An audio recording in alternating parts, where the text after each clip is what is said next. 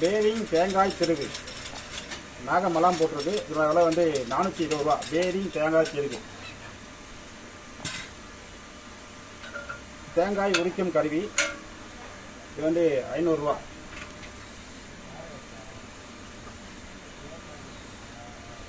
Mutton கத்தி மரப்பிடி 480 ரூபா. தற்காலிக விலை. மட்டன் கத்தி 450 ரூபா. இந்த மாடல் இது 550 ரூபா. 350 ரூபா. மீன் கத்தி. சூரி கத்தி 150 ரூபா.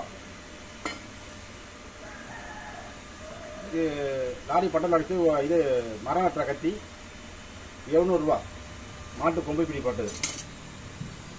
மீன் கத்தி இது ஒரு மாடல் 480 ரூபா. மரப்பிடி.